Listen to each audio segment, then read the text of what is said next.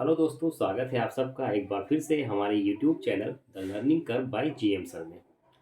और दोस्तों, आज हम लोग जो है डिस्कस करने वाले हैं क्लास 12 केमिस्ट्री के विलियन चैप्टर से बहुत ही ज़्यादा इम्पॉर्टेंट क्वेश्चन जो हर साल आपके एग्ज़ाम में थ्योरी में भी पूछा जाता है और न्यूमेरिकल्स में भी पूछा जाता है।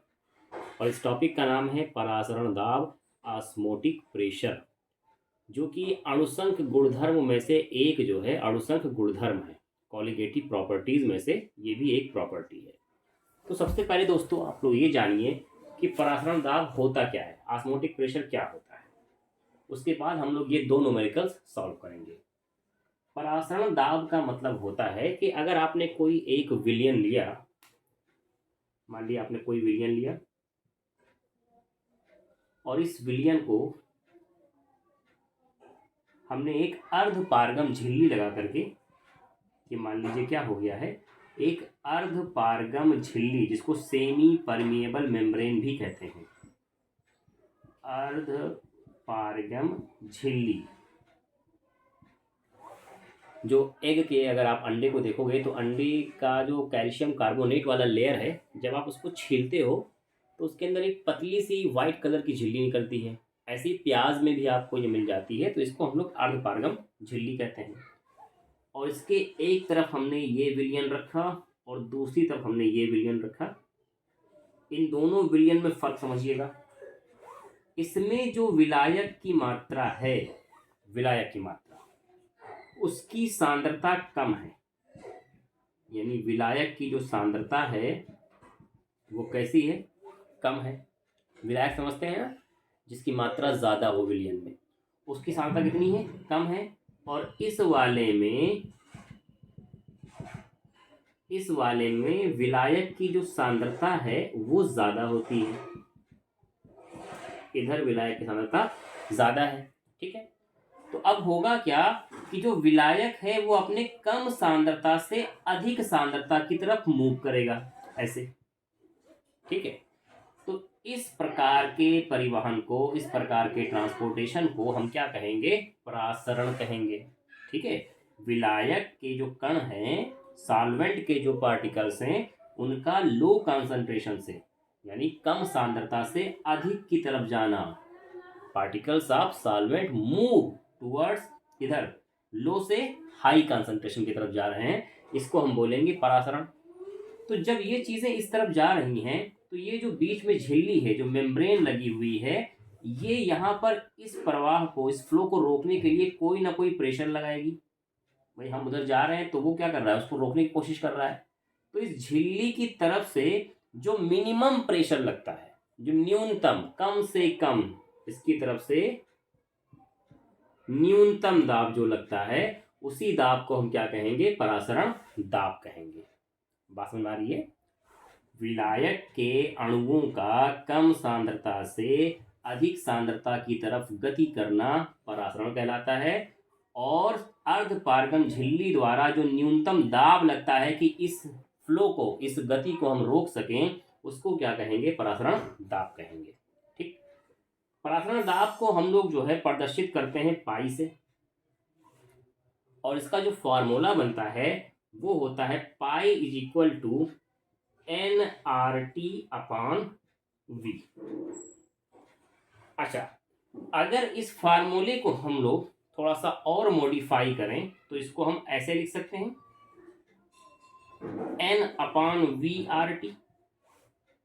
तो जरा सोचिए कि ये जो N/V है, N/V, ये इससे पहले हम लोगों ने कहाँ देखा था, N/V हम लोगों ने देखा था मोलरता में, कि भाई मोलों की संख्या अपान आयतन, वॉल्यूम, है ना। तो N/V को हम लोग C भी लिख सकते हैं, CRT। C का मतलब कंसंट्रेशन, सांद्रता। ठीक है, C का मतलब क्या है, कंसंट्रेशन, किसकी, विलियन की जो कंसंट्रेशन है, यानी जो सांद्रता है। R क्या है, R का मतलब होता है यूनिवर्सल गैस कांस्टेंट, जो एक गैस स्थिरांक है वो होता है, और इसकी वैल्यू होती है 0.0821। ठीक है, अगर आप पूरी इसकी वैल्यू लिखोगे तो ये होता है एटीएम लीटर प्रति मोल प्रति केल्विन, इतनी वैल्यू होती है पूरी आर की। टेम्परेचर जो तापमान दिया होगा उसको हमेशा हम लोग केल्विन में लिखेंगे, केल्विन में। जैसे यहाँ पर 27 डिग्री सेंटीग्रेड लिखा हुआ है, तो इसको हम केल्विन में बदल लेंगे। तो केल्विन में बदलने के लिए आप क्या करोगे, जितना डिग्री सेंटीग्रेड दिया रहेगा उसमें 100 जो है ऐड कर देंगे, है ना। जैसे 0 डिग्री सेंटीग्रेड बराबर होता है किसके, 273 के, 273 केल्विन के बराबर होता है, ठीक। तो अब ये 27 डिग्री सेंटीग्रेड जो लिखा हुआ है इसमें हम कितना ऐड करेंगे, 273। मैं भी शायद गलती से 100 बोल गया था, तो कितना ऐड करना है, 273 ऐड करना है। यानी 27 डिग्री सेंटीग्रेड कितना हो जाएगा केल्विन में, 300 हो जाएगा, ठीक। तो ये जो फार्मूला है इसी से हम सारे क्वेश्चन सॉल्व करेंगे। Pi is equal to CRT। अच्छा, एक और फार्मूला हम बना सकते हैं, अगर हम n की वैल्यू लिखें, n की, n मतलब क्या होता है, मोल निकालना, और मोल कैसे निकालते थे, W/m करके। तो इस फार्मूले को हम ऐसे भी लिख सकते हैं, n की जगह रख दीजिए W/m इंटू V, और ऊपर हो गया RT। तो एक फार्मूला आपका ये भी बन सकता है। इस फार्मूले से आप जो है उसका अणुभार और द्रव्यमान वो भी निकाल सकते हैं। तो क्वेश्चंस पे आप देखिएगा कि क्वेश्चन में आपसे क्या निकालने को कहा गया है, और उस तरीके से आप चाहे ये फार्मूला लगा लो, चाहे ये लगा लो, चाहे ये लगा लो, चाहे ये लगा लो, ठीक है। आप इसका एक बार स्क्रीनशॉट ले लीजिए, फिर हम लोग ये क्वेश्चन सॉल्व करते हैं। अब जरा क्वेश्चन देखिएगा दोस्तों। क्वेश्चन जो लिखा हुआ है पहला वाला, 293 केल्विन पर 0.2 मोल के जलीय विलयन का परासरण दाब का मान क्या होगा। तो कोई भी जब क्वेश्चन आप सॉल्व करें तो सबसे पहले ये देखें कि उसमें कौन कौन सी वैल्यू दी हुई है। तो हम देखते हैं कि टेम्परेचर दिया हुआ है किसमें, केल्विन में, तो इसको हमको केल्विन में बदलने की जरूरत ही नहीं है क्योंकि ऑलरेडी केल्विन में दिया हुआ है। 0.2 मोल दिया हुआ है, यानी C की वैल्यू दी हुई है कितनी, 0.2 मोल, कंसंट्रेशन है 0.2 मोल। R जो होता है, R हम जानते हैं कितनी उसकी तो फिक्स है क्योंकि वो गैस कांस्टेंट है, तो 0.0821, ठीक है।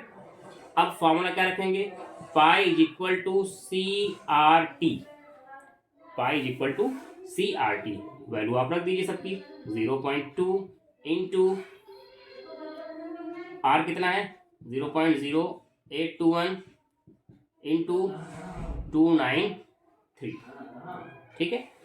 तो इसको जब आप सॉल्व करोगे तो इसको पूरे को आप मल्टीप्लाई कर लीजिए, कितना आएगा, ठीक। थोड़ा सा बड़ा सा है तो आप इसको मल्टीप्लाई पूरा करिएगा, जो भी आपका आंसर आएगा वही क्या होगा, पाई की वैल्यू होगी, ठीक है। दूसरा क्वेश्चन जरा देखिएगा। इसमें देखिए यहाँ पर परासरण दाब दिया हुआ है सेकंड क्वेश्चन में, और यहाँ पर आपसे पूछा गया है मोलर सांद्रता, यानी कंसंट्रेशन पूछा जा रहा है। फार्मूला क्या था, pi is equal to CRT। तो C की वैल्यू हमें निकालनी है, और जब C की वैल्यू आपको निकालनी होगी तो C इधर आएगा, पाई उधर जाएगा, और RT हो जाएगा नीचे, ठीक है। भाई C इधर आएगा तो पाई ऊपर जाएगा, RT क्या हो जाएगा, अपान में चला जाएगा। तो फिर वैल्यू रख दीजिए, पाई की वैल्यू दीजिए कितनी, 7.2 ATM। R कितनी होगी, R तो फिक्स है 0.0821 इंटू टेम्परेचर कितना है 27 डिग्री सेंटीग्रेड, तो 273 ऐड करेंगे कितना हो जाएगा, 300 हो जाएगा। तो इसको जब सॉल्व कर, अब इसको सॉल्व कैसे करेंगे, 7.2 ATM है अपॉन 0.0821 इंटू 300 है। तो जब आप इसको इससे मल्टीप्लाई करेंगे तो ये कितना हो जाएगा, 3 एकम 3, 3 दूनी 6, 3 अठे 24, यानी नीचे आपका ये आ जाएगा 7.2 अपॉन 24.63, ये आपका इतना आ गया। अब इसके बाद अगर हम इसे सॉल्व करें तो ये दशमलव हटा करके यहाँ पर एक ज़ीरो बढ़ा सकते हैं, और ये हटा करके हम बढ़ा सकते हैं ऊपर 0 यहाँ पे, ठीक है। तो अब पहाड़ा, इसको पहले तो ये 0 काट दें हम, एक 0 और एक 0 कट गया, ये कट गया, यानी बाहर आया 2463 और अंदर आया 720, तो इससे कटेगा नहीं, छोटा है, तो क्या करें, दशमलव लगा लें ताकि एक जीरो अंदर बढ़ जाए। अब हम पढ़ सकते हैं। तो कितनी बार चलेगा, अगर 24 को 3 बार पढ़ें तो 24 के 72, लेकिन 63 भी है तो 2 बार चलेगा। तो 2 3 जा 6, 2 6 जा 12 का 1 कैरी 1, 2 चौका 8 1 9 2 दूनी 4, 10 में 6 गई 4, 2 में 2 गई 7, 2 और 6 में 4 गई 2। अभी ये चल जाएगा 9 दूनी 18, 8 बार। 8 तक 24 के 4 हासिल आई 2, 8 छः 48, 2 50 के 0 हासिल आई 5, 8 चौक 32, 5 37 के 7 19। नहीं 2 बार नहीं चलेगा। 22 7 अच्छा 0, हाँ बढ़ा के अभी चला सकते हैं। 8 तक 24 के 4 हासिल आई 2, 8 छः 48 और 2 50 के 0 हासिल आई 5, 8 चौक 32, 5 37 के 7 हासिल आई 3, 8 19 16 और 3 19। तो ये आपका आंसर आ जाएगा 0.28 मोल। ओके फ्रेंड, क्योंकि यहाँ पर आपसे मोलर सांद्रता पूछा गया था, तो मोलर सांद्रता हम किस में लिखेंगे, एम में लिखेंगे, मोल में। तो इस तरह से आप इस क्वेश्चन को सॉल्व कर सकते हैं। Pi is equal to C R T लगा सकते हैं formula, pi is equal to N R T upon V लगा सकते हैं, pi is equal to M R T upon W, sorry pi is equal to W R T upon M into V, जो मैंने आपको 4 फार्मूले बताए हैं। तो क्वेश्चन में आप ये देख करके कि पूछा क्या गया है, कोई भी आप फार्मूला अप्लाई कर सकते हो। ओके फ्रेंड, तो आई होप कि आपको ये मेरा पढ़ाया हुआ समझ में आया हो, और अगर आपको ये अच्छी समझ में आ गया हो तो आप हमारे चैनल को सब्सक्राइब करें और अपने बाकी दोस्तों तक शेयर करें, क्योंकि मेरा टारगेट ये है कि हम 22 तारीख या आपके केमिस्ट्री के पेपर से पहले पहले जितना भी फिजिकल और इनऑर्गेनिक का क्वेश्चन है न्यूमेरिकल से, वो सारा जो है आपको हम सॉल्व करके बता दें। ओके, तो thank you, best of luck.